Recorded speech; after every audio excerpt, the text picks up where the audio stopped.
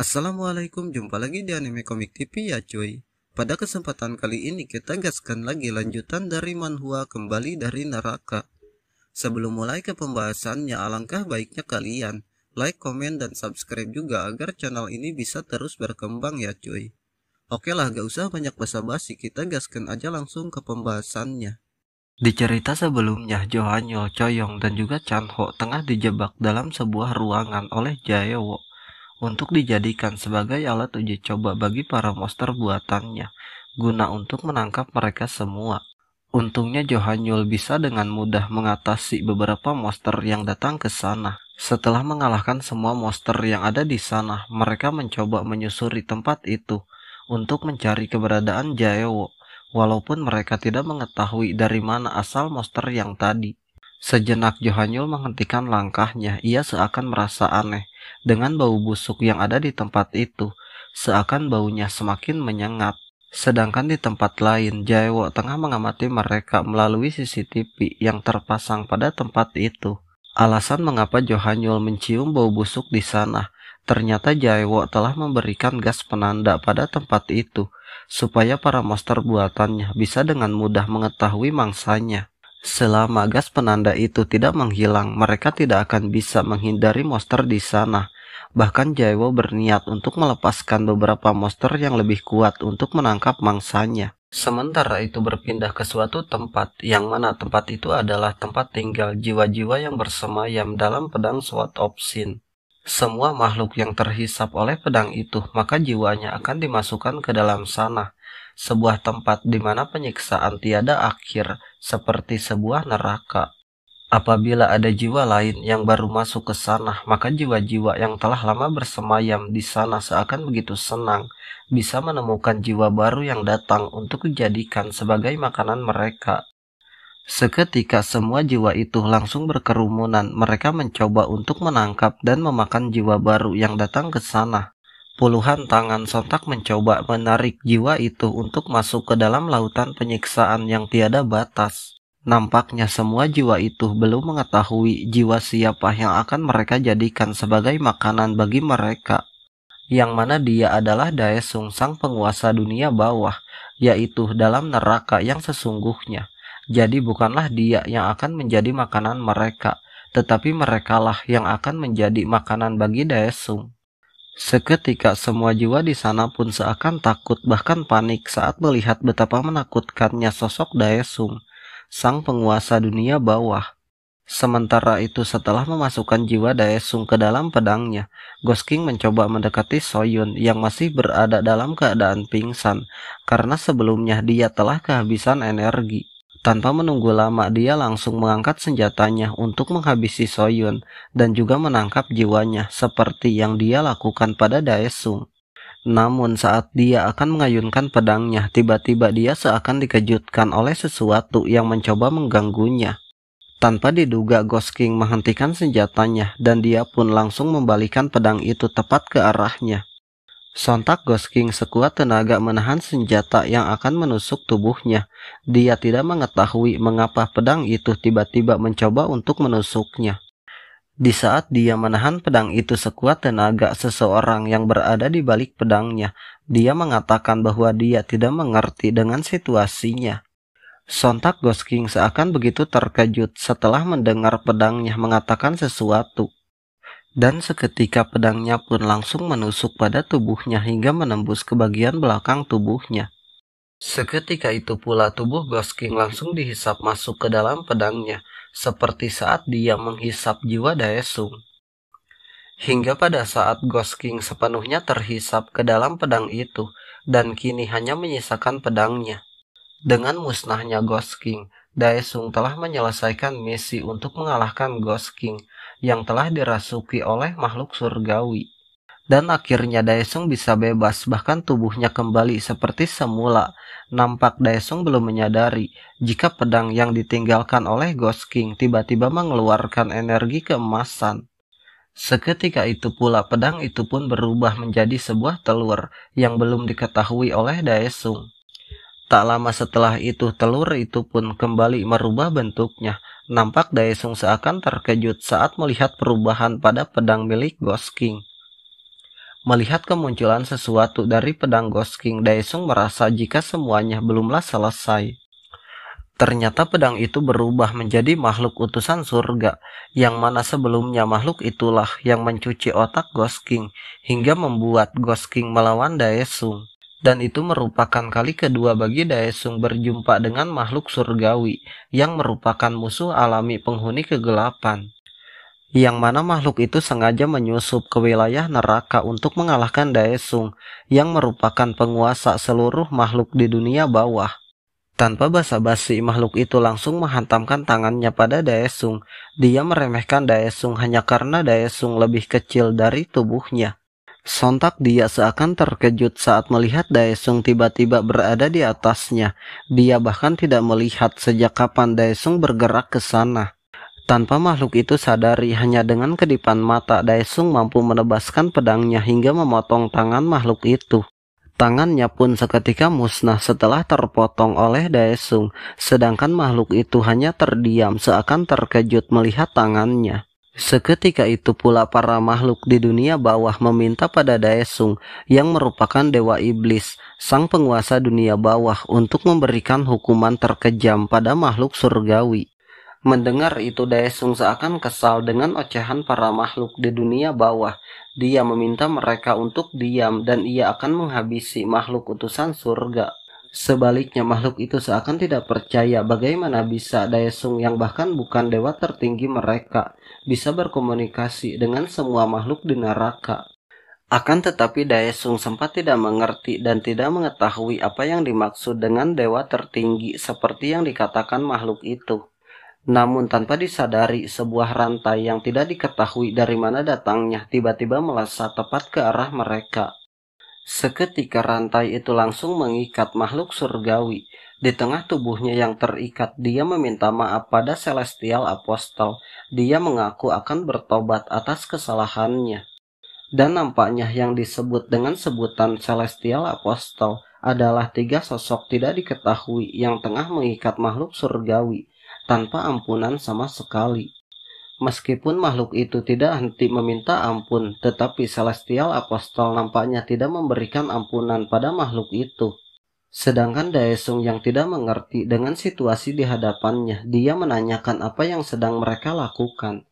Akan tetapi Apostle itu seakan mengabaikan keberadaan Daesung. Dia hanya tertarik untuk menghukum makhluk utusan surga yang telah membuat kesalahan. Sontak hal itu membuat Daesung begitu kesal karena Apostle itu berani mengabaikan dan bahkan tidak ada satupun dari mereka yang menjawab pertanyaannya. Dikarenakan saking kesalnya Daesung diabaikan oleh mereka, ia lebih memilih untuk menyerangnya ketimbang ia bertanya kembali tanpa mendapatkan jawaban mereka. Sontak semua Apostle itu seakan terkejut melihat Daesung tengah melesat untuk menyerang mereka. Namun mereka tidak memiliki kesempatan untuk menghindari tebasan itu, karena saking cepatnya Daesung melesat untuk menebas mereka sekaligus. Dalam sekali tebasan, Daesung mampu memotong mereka hingga tubuh mereka seketika terpotong menjadi 2 bagian. Makhluk utusan surga yang melihat itu dia seketika terkejut. Celestial Apostle yang dia takuti mampu ditumbangkan dengan sekali tebasan oleh Daesung. Seketika itu dia begitu ketakutan, dia tidak menyangka 3 Celestial Apostle mampu dikalahkan oleh Daesung dengan sangat mudahnya.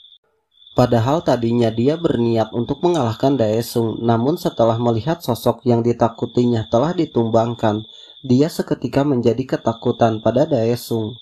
Tanpa diduga ketika Apostle yang menangkapnya telah dikalahkan, luka di tangannya tiba-tiba mengeluarkan cairan merah, layaknya seperti luka pada tubuh manusia. Bahkan tubuhnya seketika merasakan sakit, padahal sebelumnya dia tidak merasakan sakit apapun ketika tangannya dipotong oleh Daesung. Dengan ditaklukkannya, makhluk Celestial Apostle, Ghost King dan juga pasukannya tunduk pada Daesung, dan makhluk surgawi telah berubah menjadi pengembara. Perlahan energi keemasan yang menyelimuti tubuh makhluk itu seketika menghilang, hingga tubuhnya berubah menjadi tubuh manusia. Kemungkinan tubuhnya kembali menjadi seperti manusia, dikarenakan 3 apostolnya telah dikalahkan, dan dia telah kehilangan kekuatannya, hingga dia dibuang oleh dewa tertingginya. Kemudian tubuhnya pun tiba-tiba menyusut seakan dia mengecil. Tanpa diduga tubuhnya semakin mengecil hingga dia kembali menjadi bayi. Dan juga Daesung yang melihat itu sontak keheranan mengapa tubuh makhluk itu semakin lama semakin menyusut.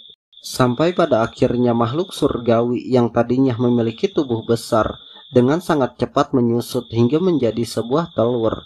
Sontak Daesung semakin dibuat bertanya-tanya apa yang telah terjadi dan mengapa makhluk itu seketika berubah. Dikarenakan saking kesalnya ia sampai berniat ingin memecahkan telur itu untuk mengetahui apa yang telah terjadi. Ternyata Daesung telah mendapatkan Celestial Egg yang mana dia bisa mengubahnya menjadi Demonic Beast yang akan melayaninya. Mengetahui bahwa telur itu akan menjadi Demonic Beast yang sangat berguna baginya, ia pun berniat untuk mengecek proses penetasannya. Dengan memberikan sedikit energi demonik miliknya, telur itu akan menetas setelah menunggu selama 1 jam. Kemungkinan Daesung bisa mengetahui sesuatu setelah telur itu berubah menjadi Demonic Beast, jadi dia akan menunggunya sampai telur itu menetas. Sementara itu berpindah ke tempat di mana Johanyul dan juga yang lainnya tengah berada dalam keadaan terjebak. Di sana mereka nampak waspada dengan apa yang akan muncul dari balik pintu. Johanyul merasakan suatu bahaya akan datang ke sana melalui pintu yang tiba-tiba terbuka. Sedangkan Chanho yang begitu ketakutan dia sempat bertanya-tanya apa alasan Jaewo menjebak mereka, bahkan sampai menjadikan mereka sebagai makanan monster. Tetapi dengan adanya situasi itu Choyong menyimpulkan jika Dr. Park Dong-hyuk pasti berada dalam bahaya. Di saat mereka membicarakan hal itu, Johanyul mengangkat tangannya seolah menyuruh mereka untuk diam. Dia merasakan suatu bahaya semakin lama semakin mendekat ke sana, namun dia belum mengetahui monster apa yang akan datang ke tempat itu. Beberapa saat kemudian seekor monster yang nampak lebih besar dengan 2 kepala tiba-tiba muncul melalui pintu yang mereka waspadai. Sembari tertawa dan juga menatap pada mereka, monster itu memiliki kesadaran manusia, bahkan dia menanyakan apakah mereka adalah hunter. Kemudian monster itu pun langsung melompat tepat ke hadapan mereka dengan membawa sebuah pemukul besar dan juga kapak di tangan satunya. Pantas saja monster itu memiliki kesadaran manusia dikarenakan sebagian kepalanya adalah kepala manusia, tetapi bagian kepala dan juga tubuhnya adalah monster. Nampak Chanho dan juga Choyong seakan begitu terkejut dan juga bertanya-tanya ketika melihat monster yang tidak pernah mereka lihat sebelumnya. Johanyul mengatakan bahwa makhluk itu terbuat dari manusia dan juga monster. Dengan kata lain, Jaewo menciptakan monster dari manusia. Sedangkan monster itu sempat memuji perkataan Johanyul, bahkan dia menginginkan kepala mereka berada di sebelah kepalanya. Sontak perkataan itu membuat Choyong begitu emosi hingga dia pun langsung menembakkan senjatanya untuk melukai monster itu. Akan tetapi tembakannya tidak berdampak kepada monster itu, seakan kulit monster itu tidak dapat ditembus oleh senjata biasa, jadi tidak mudah untuk melukainya. Dengan nada meremehkan dia menanyakan apa yang Choyong lakukan, jelas-jelas senjata itu tidaklah berdampak sama sekali pada tubuhnya. Dikarenakan senjata biasa tidak dapat melukai monster itu, pada akhirnya Johanyul turun tangan untuk menghadapinya, walaupun serangan itu mampu ditahan dengan kapak besarnya. Seakan meremehkan Johanyul, monster itu dengan santainya menyebut Johanyul seorang pengecut karena menyerangnya secara tiba-tiba. Namun tanpa menimpali ocehan monster itu, Johanyul langsung mengarahkan telapak tangannya pada monster itu. Dan seketika sebuah tembakan laser langsung ditembakkan pada bagian kepalanya hingga hancur. Sontak tembakannya membuat monster itu seakan panik. Akan tetapi hal itu tidak membuatnya takut, malahan tindakan Johanyul semakin membuatnya begitu murka. Sontak monster itu pun langsung memberikan serangan balik. Untungnya Johanyul terlebih dahulu melompat ke belakang untuk menjauh. Tak terima kepalanya telah dihancurkan, dia tidak henti mengayunkan kapak besarnya untuk melukai Johanyul. Di samping itu Johanyul juga tidak henti melancarkan setiap serangan untuk menghabisi monster itu sekaligus melindungi Chanho dan juga Choyong. Namun di saat dia berada dekat dengan monster itu, tiba-tiba sebuah pemukul besar tengah melayang tepat ke arahnya. Suatu hantaman kuat tidak bisa dia hindari hingga pemukul itu seketika mengenai tepat pada Johanyol sampai dia terlempar ke suatu tembok baja dengan begitu keras. Saking kuatnya hantaman itu sontak membuat Johanyol tertunduk lemas di pojokan tembok tanpa mampu bangkit kembali. Sedangkan monster itu belum puas dengan pemukulnya hingga dia mencoba menggunakan tangannya untuk mengambil Johanyol. Kemudian dengan begitu buasnya dia mengambil kaki Johanyol dan beberapa kali membantingkan tubuhnya ke suatu lantai yang begitu keras, layaknya membantingkan sebuah mainan kecil. Untungnya aksi membabi buta dari monster itu langsung dihentikan oleh tembakan senjata milik Coyong yang mengenai tepat pada kepalanya. Dan jika Coyong tidak melakukan itu, dipastikan Johanyol tidak akan bisa bertahan melawan monster itu. Meskipun dia adalah hunter rank S. Sontak dia pun menatap pada Coyong sembari mengatakan bahwa dia akan meminta Jaewo untuk memberinya seorang teman dengan kepala mereka. Sedangkan di tempat Daesung nampak Seoyun yang sudah terbangun dari pingsannya. Dia begitu antusias memandangi telur itu. Setelah beberapa saat menunggu dan memandanginya, telur itu pun menunjukkan tanda-tanda akan menetas. Dan akhirnya telur itu pun menetas menjadi seekor demonic beast dengan tubuhnya yang kecil. Dia menunjukkan sosoknya pada mereka. Kemudian makhluk kecil itu pun menanyakan pada Seoyun apakah dia adalah tuannya. Tetapi Seoyun sempat tidak mengerti apakah makhluk itu berbicara kepadanya. Di samping itu Daesung memasang tampang tidak menyukainya, sembari menyebut makhluk itu sebagai ngengat. Dia meminta penjelasan mengenai makhluk celestial yang sebelumnya ia habisi. Tetapi makhluk itu mengatakan bahwa dia tidak memiliki ingatan lengkap tentang celestial apostle yang Daesung tanyakan. Seketika itu Daesung begitu kesal dikarenakan tidak mendapatkan jawaban yang dia inginkan. Dia merasa kecewa hanya mendapatkan imbalan seekor ngengat yang tidak berguna setelah bekerja keras. Sontak dengan konyolnya Seoyun menghalangi Daesung untuk tidak membunuhnya, dikarenakan dia ingin menjadikan makhluk itu sebagai peliharaannya. Kemudian dia membujuk makhluk itu untuk menunjukkan sesuatu yang berguna supaya Daesung tidak jadi menghabisi makhluk itu. Setelah memikirkan apa yang akan ia tunjukkan, akhirnya dia mengingat bahwa dia bisa menunjukkan tempat penyimpanan item celestial. Tanpa menunggu lama, makhluk itu langsung memunculkan sebuah penyimpanan item yang nampak begitu besar di hadapan Daesung dan juga Soyun. Sontak wanita itu seakan terpukau dengan kemampuannya, namun di samping itu Daesung masih memasang tampang seolah kebingungan dengan apa yang dilakukan oleh makhluk itu. Sebuah tempat penyimpanan item yang lumayan besar dengan dipenuhi barang-barang yang belum pernah ada di dunia manusia. Akan tetapi di antara sekian banyaknya item di tempat itu, Daesung lebih tertarik pada salah satu item berupa kertas dan juga pena. Kemudian ngengat itu mengatakan bahwa itu adalah item sekali pakai yang bisa mengetahui informasi apapun di masa depan. Daesung bisa membelinya dengan achievement point. Daesung nampaknya tertarik dengan item yang bisa membaca masa depan, meskipun itu hanyalah item sekali pakai, tetapi dia bisa membelinya setiap 1 bulan sekali. Tanpa menunggu lama, ia pun mengambil item itu dan langsung memakainya untuk mengetahui informasi apa yang akan Daesung dapatkan. Kemudian item itu mencatatkan tentang kejadian yang akan menimpa Chanho, Coyong, dan juga Johanyol dalam 1 jam mendatang. Sekilas Daesung nampak memikirkan apa maksud yang dituliskan item itu, apakah itu adalah informasi yang dia inginkan. Sontak dia pun tersenyum senang seolah dia menemukan informasi dan juga item yang bisa ia gunakan dikala ia berada di dalam Pantheon. Dan singkat cerita, mereka pun akhirnya meninggalkan Pantheon. Tanpa memberitahukan kemana ia akan pergi, Daesung meminta wanita itu untuk pulang terlebih dahulu. Wanita itu sempat menolak karena ia ingin pulang bersama dengan Daesung. Dia menanyakan apakah Daesung akan meninggalkan muridnya, namun Daesung menyuruhnya untuk membetulkan mata boneka yang telah rusak. Akan tetapi Soyun bersikeras meminta Daesung mengantarkannya untuk pulang, dikarenakan ia adalah murid Daesung, jadi mereka harus pulang bersama. Daesung yang tidak ingin diikuti oleh wanita itu sontak memasang intimidasi yang sangat menakutkan supaya wanita itu mengerti dengan apa yang ia perintahkan.